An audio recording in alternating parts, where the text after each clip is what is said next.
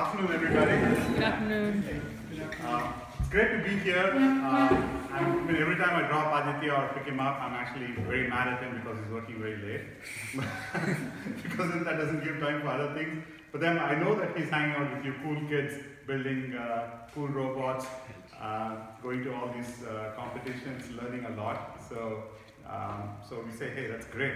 I wish we could do that when we were growing up, but this is just fantastic experience. So I'm glad all of you are hanging out together. And I know you're going to learn a lot in the actual lab, building stuff, trying things, failing, and trying again, and getting things to work. But more importantly, hopefully all of you will also become good friends over the next couple of years as you guys are doing this. So when you guys go to grad school, when you guys go to school, when you guys go to work, you'll help each other, you'll inspire each other to do better things, right? So I hope you guys carry this forward and not just stop with your interaction in these forums. So my name is Balaji Thirumalai. Many second generation, I guess, Asian parents.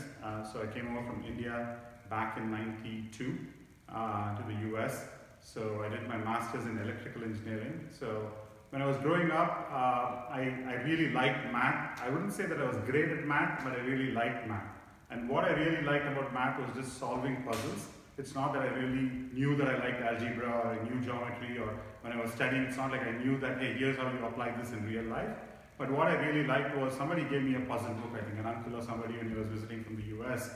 And I used to solve these kind of math riddles and math puzzles, and that's what I really liked.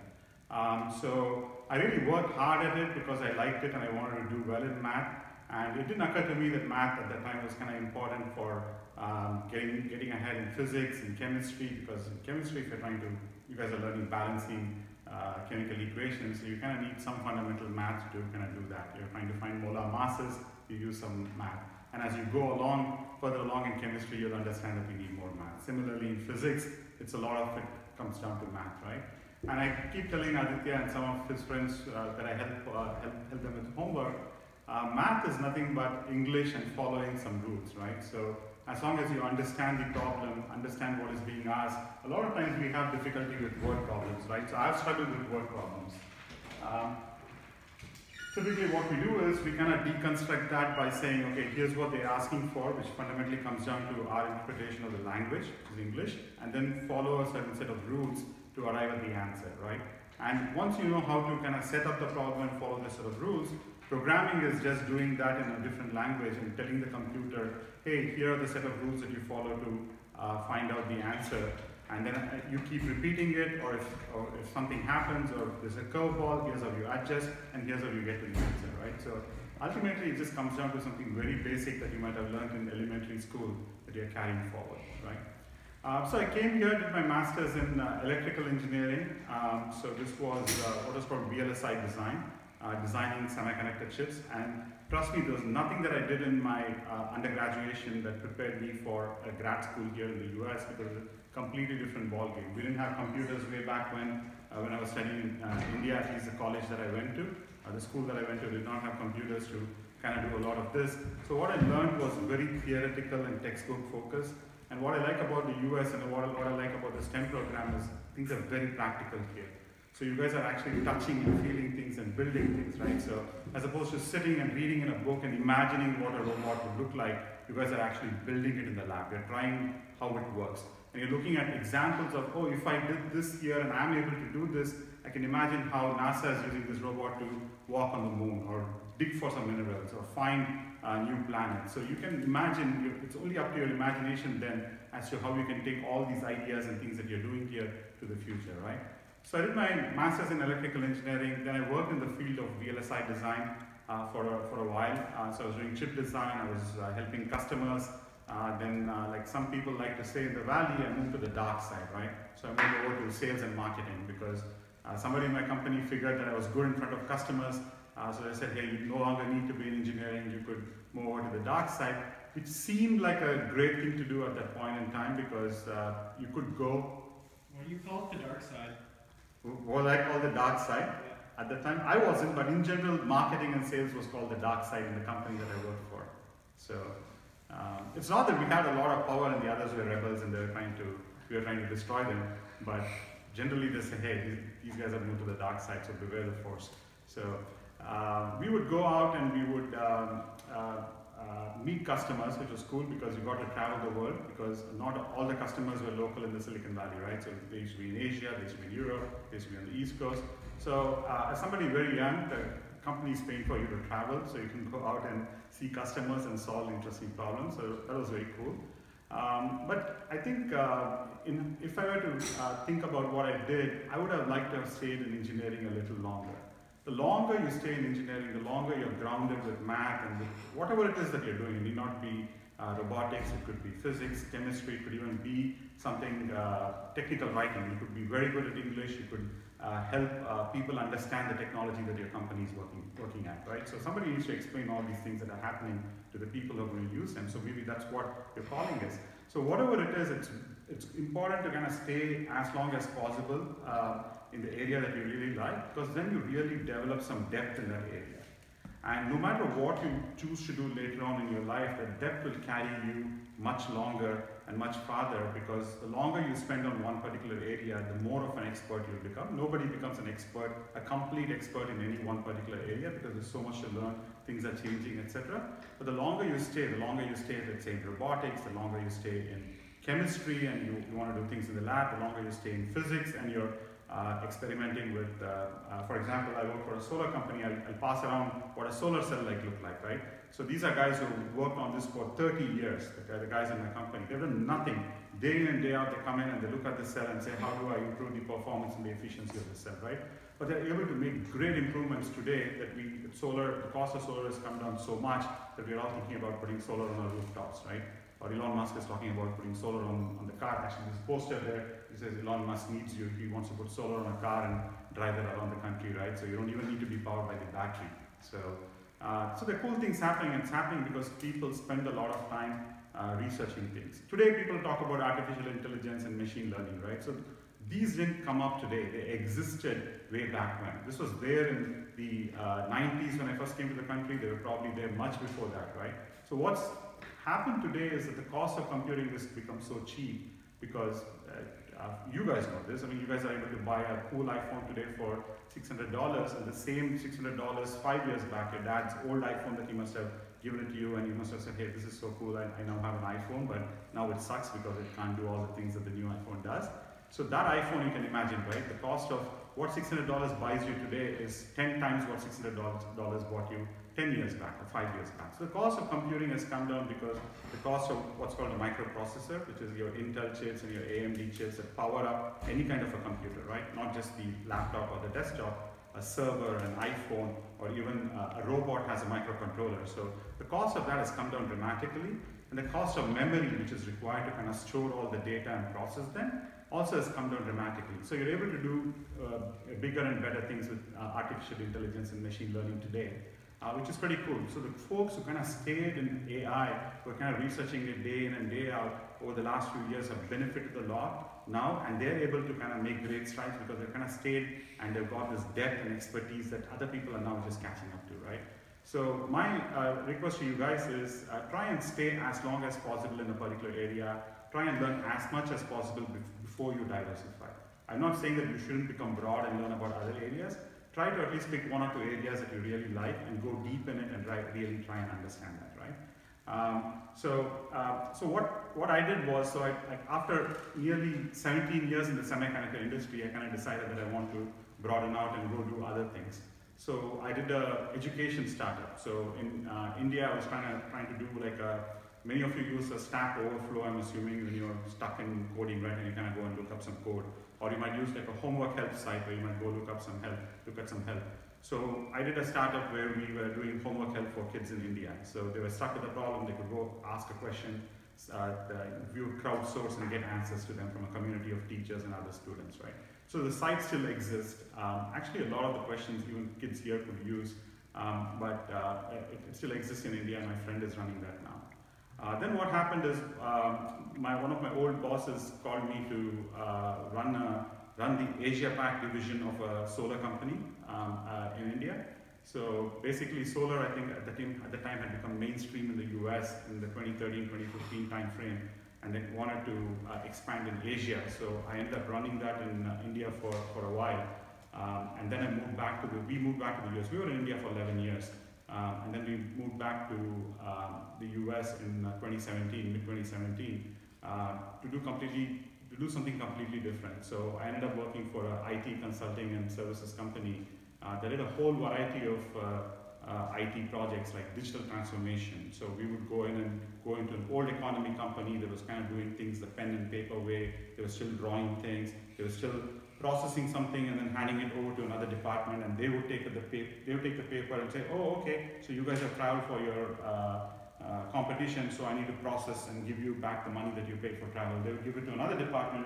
They would look at that and say, okay, now I need to give you guys $100 because you guys went to San Mateo for this competition, right? So there were things, I mean, we guys are used to doing PayPal, paying each other on our app, Apple Pay, right? There's a whole economy out there of companies that are still doing things the old-fashioned way, believe it or not, right? So our company was helping these guys move to the digital world. We were kind of now helping them move all of this work and say that you needed 10,000 people, 1,000 people to do this. Now you can do this with 20 people because we can now digitize all of this. It's much faster, less prone to errors, etc., right? So I did that for about 2 years.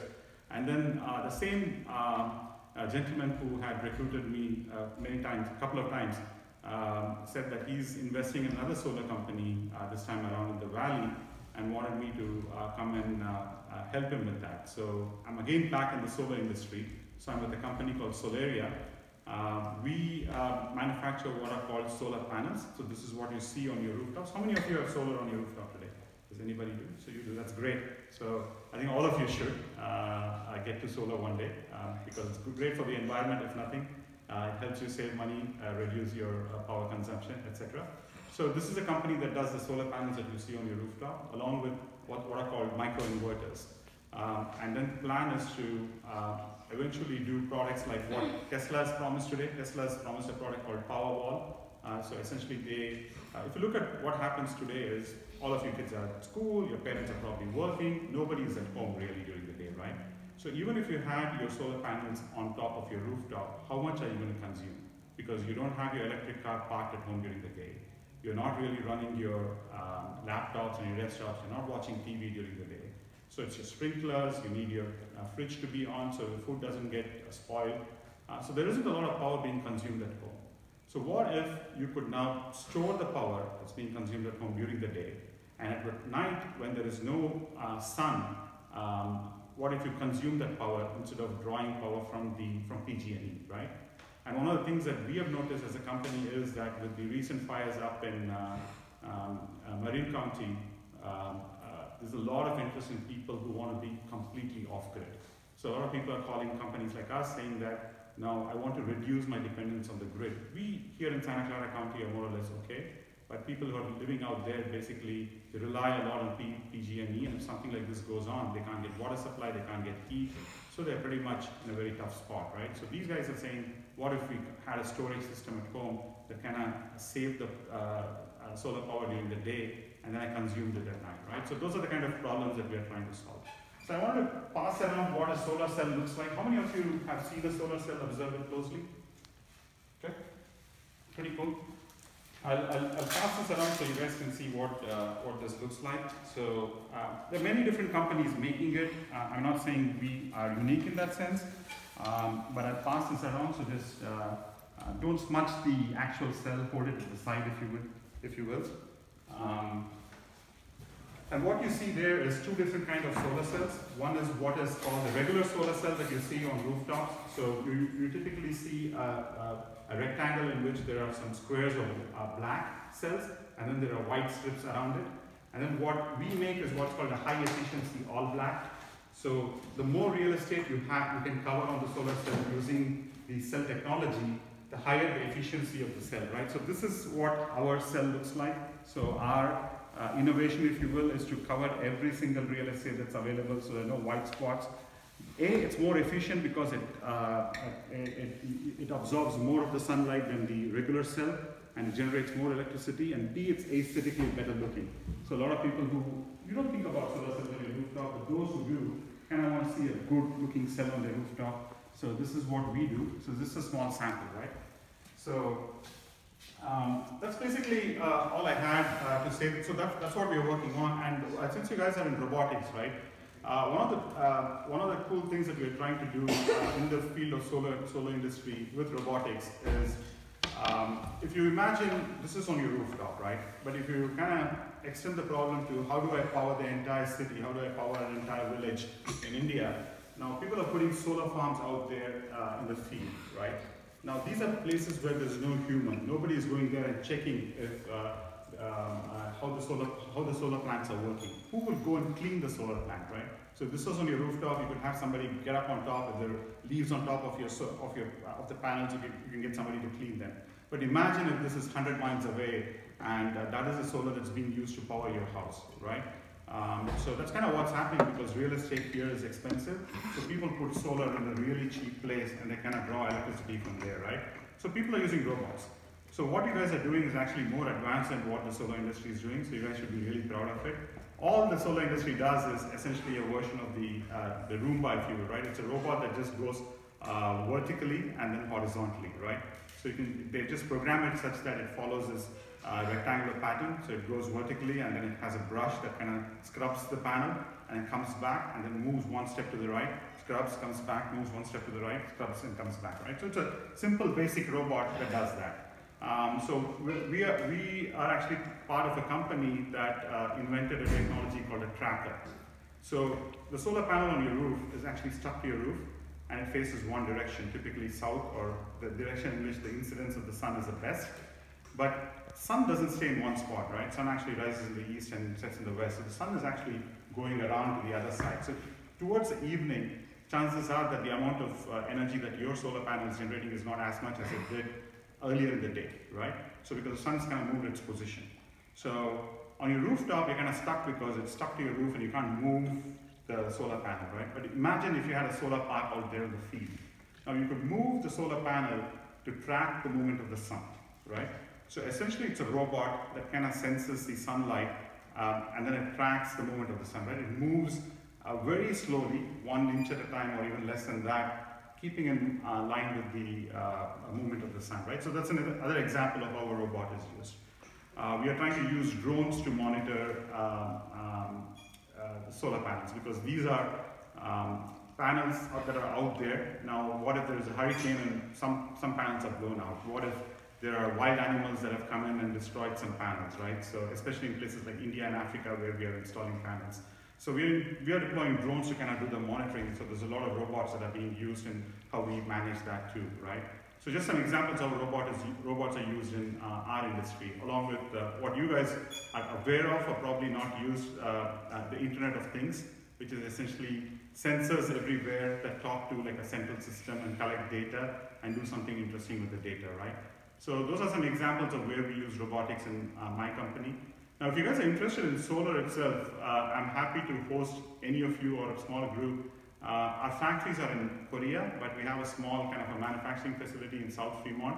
So if you guys want to come and see actually how this is made, I'm happy to host a small group of you in our factory to kind of show you, have other people who are more knowledgeable about it, kind of walk you through this whole process and show you how it's made, right? Would actually be great to have you guys there. So that's basically all I had. I know it was a little free-flowing, but I hope it piqued some interest in some of you. I really wanted to thank the school and thank the Robotics Club for this opportunity to be here, and I thought I'll answer some questions that you guys might have. So, any questions? Okay? Yeah, so if I wanted to put solar panels on my house, what's the cost per square inch? What's the cost? So the cost, that's a great question. So the question for those who didn't hear it is, what is the cost for putting the panels on my roof? The cost varies a lot depending on how you choose to put it. In other words, you might say, I don't want to pay any money, but I want solar panel on my roof. There are models that allow you to do that. And the models which basically somebody else owns the solar panel on your roof, and during the day they collect all the electricity that's on your roof, and they kind of use it, and all the excess energy is given back to you. So there are business models that allow them to do that. But on average, right, let's say the sweet spot for a module today is about 300 watts. So you can think of a bigger rectangle that's about this size, that's about 300 watts. And the cost of a 300 watt panel roughly today in the market, you see the kind of the white ones, they're roughly about 50 cents, let's say. So it's about $150 per module. So depending on the space on your roof that's available, how much power you're consuming in your house, etc., we can kind of spec that out to say maybe you need 10 of these, so that's how much it's going to cost you for the panels, and then there's a cost for the microinverter in the other system, right? So that you can do some rough math around that number. So, great question. So actually, to encourage you guys to ask some questions, let me give out some swag, right? To my No way. Eat the trick. Okay. Thank you for asking a question. So, okay, now more hands go up. So you raised second. So why don't you? So how much do you get paid at Solaria? So actually, don't. The other thing, like I said when I said go broad, right? Don't worry about money. Don't worry about how much you guys are going to make. How much you guys get paid. Over the long run, everything evens out. So don't worry about it. Just try and do something cool. Do something cool that you really enjoy. Do something cool that the next generation will benefit from. Do something cool that's good for the environment, good for humanity. Right? Don't worry about how much you get paid. But for now, I'll pay you with a cat. That's a question. Yes. So you said that you got your degree in electrical engineering and then switched to sales and marketing. Have you stayed in sales and marketing since then, or have you switched back? Actually, it's a great question. So my current role today is sales, marketing, and products. I'm responsible for both engineering and I'm responsible for sales and marketing, right? So the fact that I stayed in engineering for a fairly long time now gives me the confidence to go back to that even after a long time, even though I switched to sales and marketing. So I think the advantage is, so it could happen the other way around. You could begin with sales because that's what happened and you could be there for a long time. Doesn't mean that you can't go back and do things around engineering. You may not be able to code maybe after 25 years in sales, but you might be able to think and articulate customer requirements back into product requirements, right? So you could do product management, for instance, right? So it's not that you're going to be pigeonholed into doing one thing forever, but the longer you stay in a particular area, the more expertise that you would build, right? So great question. So why don't I give you a t-shirt too? So. What are the purposes of white stars in the solar panel, and why does Solaria want to minimize the amount of it? That's a great question. So the question is, what is the purpose of these white rectangles, right? So typically what happens is that all these companies start out with let's say a rectangle the size of that, and they start putting these solar cells. And the way solar cells works is like that, right? So essentially this is a cell, like any other cell. There is positive and negative conductivity, right? Sunlight is actually the most abundant source of energy that's available, natural energy available, because A, it's free, and it comes in every day, right? You don't have to go mine for it. You don't have to go say, hey, where do I find water for hydroelectric energy? Where do I go find coal for coal energy? Sunlight just comes wherever you are in the world, day in and every day for a certain amount of time, right? So it's very predictable from that standpoint. So sunlight, when it hits this, right, essentially the light hits the atoms here, and the atoms excite the electrons. Now the electrons move towards the charge that they need. So they're negative, they move towards a positive charge. So all the electricity flows in a certain direction. So now what these companies essentially, so that's the fundamental principle of how a cell works, right? So it converts light energy into electrical energy. So these guys start with a blank rectangle, if you will, and they start making these smaller cells and start sticking them on top of that. Now between these cells, there is some connection that actually happens in the back, or that's hidden from you. So there's connectivity between the cells, and similarly you can imagine an array or a module of cells that are laid out, right? Now what happens as a result of this is twofold, right? This is great, this is how the industry has been doing it for a long time. Even today, this is the mainstream, right? So this area is pretty much wasted, right? The nature of these cells are these cells come in a particular size, or they're optimal if they come in a particular size. As you lay them out, here's how you lay them out, and as a result, you're going to lose some area here, right? It's similar to the earlier versions of the iPhones. They had a bezel, so you had some space at the corner, right, of your screen. Even though it looked like a black screen, you had some space. Today, you look at the phones, you don't have a bezel, right? Your screen is almost edge to edge. So you can think of this evolution to be something similar like that, right? You can think of this as the old generation iPhones, which had that small edge on the screen. You guys know what I'm talking about? And this is like the new generation of the iPhones or the Samsungs that don't have a bezel, right? This is something very similar to that in terms of how this is translated. So you have more real estate to kind of capture energy, right? So, thanks. Any other questions? Okay. What kept bringing you back to like solar panels? Because you had a lot of other companies. That's a great question. Why did I go back to the solar industry? So a couple of things, right? One is when I spoke to two things. So if you go back and I made the comment that all of you hopefully will also make good friendships here that you will carry forward in your life. So I wanted to work with people that I knew and I enjoyed working with, right? So at the end of the day, a lot of us actually, when we go out to work, we spend more time at work than we do at home. So it kind of makes sense to work with a set of people that you actually enjoy with. Just like you guys are here, you're spending more time here than you do at home today. And I have to come get my son out at least and say, come home, it's 11 p.m. or whatever, right? So I'm sure you guys also face that. So that was one thing. The second thing is I think this company, where it was in its journey, I think had a set of challenging, interesting problems that I felt would be great, that I can bring my experience to. And I'll also learn a lot. So over the last few years, I've been working for larger companies. So this is an opportunity for me to work with a smaller company, and I don't have the overhead of a lot of things that I might encounter in a larger company. So I can just focus on doing something really quick, trying, failing, then trying it again, failing, then iterating through it a few times, and then getting it hopefully right? So that's kind of what made me go back to solar.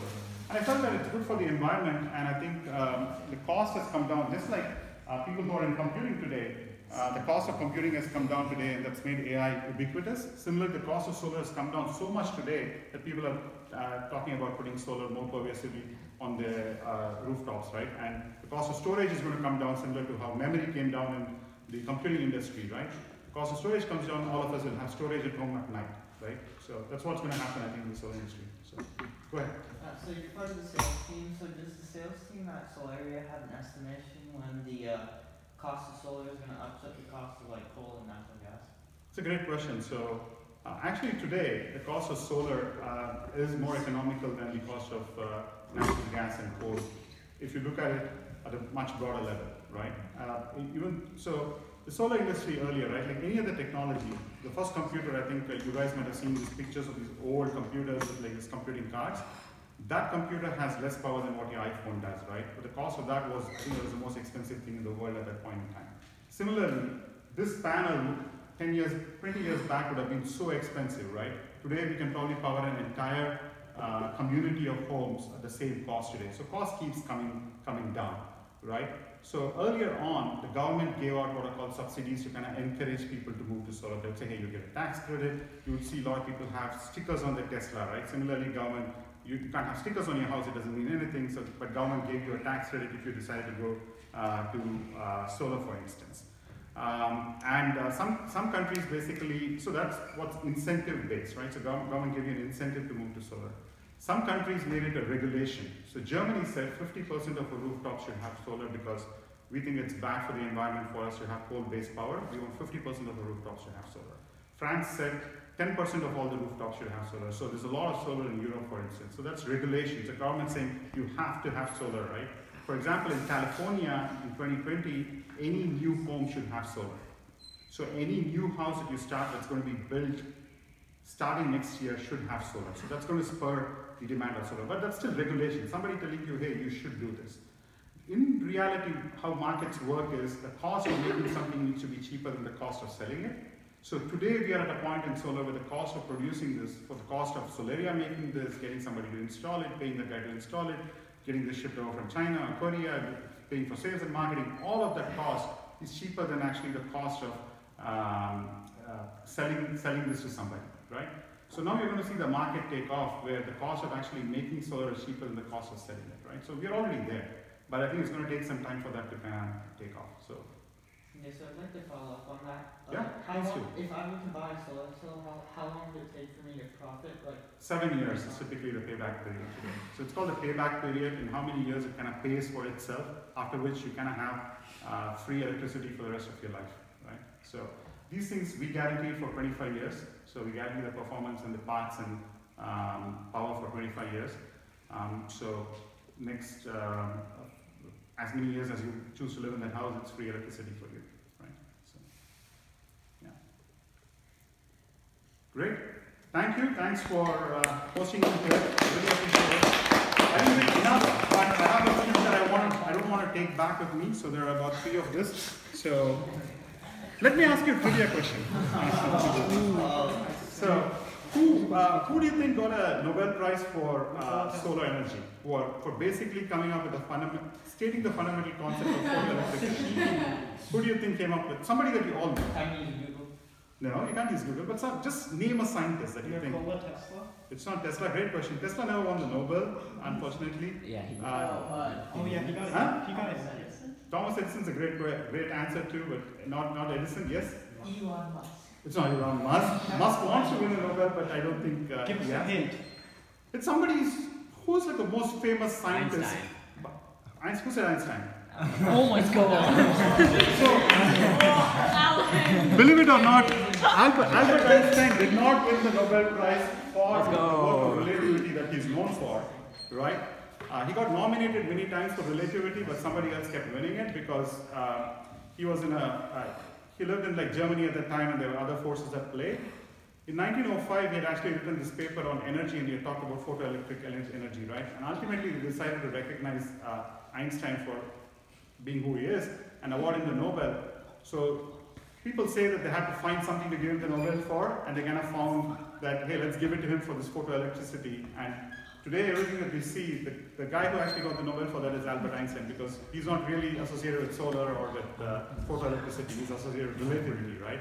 So great. So that's a question. So let me ask you a couple of other questions and then see how to hand this out, right?